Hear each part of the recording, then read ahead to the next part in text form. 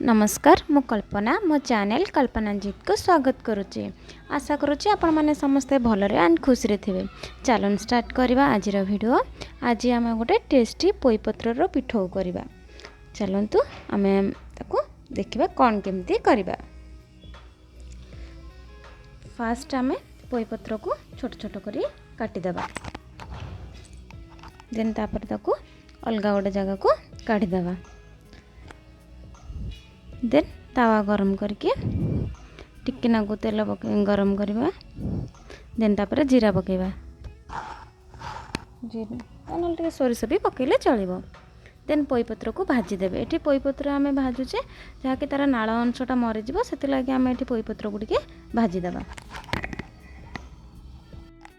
एठी high flame रे 2 minutes पर्यंत भाजिबे। ताको पूरा झाउळेबेनी।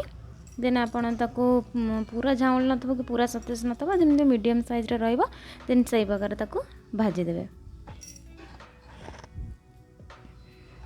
चाहिले आपण एथरे टिके नुण पक्के पारिबे।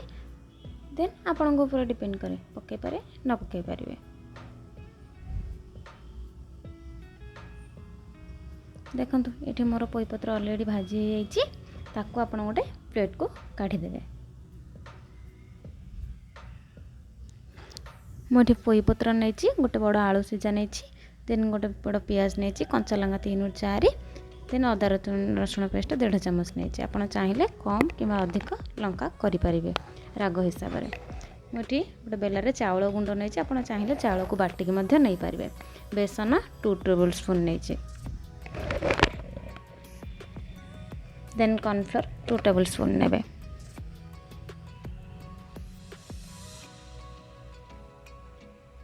देन काटी रखिदेवा समस्त परिबा पकईदेवे। साग पकईदेवे, आलू सीझा पकईबे, पियाज समस्त जिनस को आप पकईदेवे। ये रागार मात्रा आपण चाहिए बढ़ई पारे कम। यहाँ टी राग राग लगे भल लगे से मुझे 4-5 लंका नहीं। भल भाव चकड़ी देवे। टिके चकड़ी हो गला पर देन 1/2 स्पून हलदी गुंड पकईबे। लंका ये मुझे 1/2 स्पून पकई। आप चाहिए 1 स्पून करें। जीरा गुंड पकईबे अल्प। धनिया गुंड अल्प। गोटे कम कम मसला रे प्रिपेयर करछि। लुण नहीं 1/2 स्पून।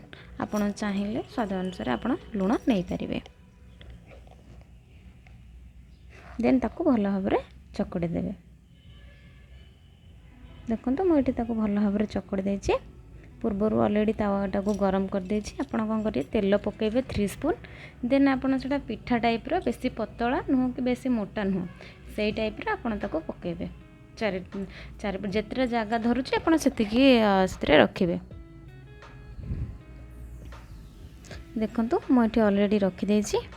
आको मीडियम फ्लेम रे लो करिवेनी हाई करिवेनी मीडियम फ्लेम रे 5 मिनिट्स पर्यंत छाड़ी देबे। चारिपटे टिके तेल बुलाई देबे। देखंतु ऑलरेडी 5 मिनिट्स हो सारानी। मु बर्तन ताको टिके उल्टे दउछि। देन पुणी 5 मिनिट्स पर्यंत छाड़ी देबे। देखिए 2 साइड कलर पूरा बराबर रेड कलर आसिले देन जानिए आपणकर 2 पट साइड पूरा हो जाइए। देन पुणी 5 मिनिट्स पर्यंत छाड़देले। देखो केमती कलर चेंज हो टिके हाई फ्लेम रे 2 मिनिट्स पर्यंत ताकू टिके घांटी देबे। देखो ये पूरा कलर चेंज हो गलानी। बर्तमान ताकू टिके 2 मिनिट पर हो गलानी। देन ताकू टिके एपट सेपट करके गैस बंद करदे। मु बर्तमान सर्विंग प्लेट को काढ़ी देछि। भात सहित साइड डिशेस हिसाब से खाई परिया ना खाली रे मध्य खाई परिया। जो माने पोईपत्र खाइबा पई भल पाउनांती एमती से माने करी खाइले बहुत भल लागिबो। आशा करूछि मो वीडियोटी आपण मानको भल लागिथिबो। जदि मो वीडियोटी आपण मानको टिके भी हेल्पफुल लागिथिबो like share comment and subscribe करिया पे भूलबेनी। Bye guys, love you guys.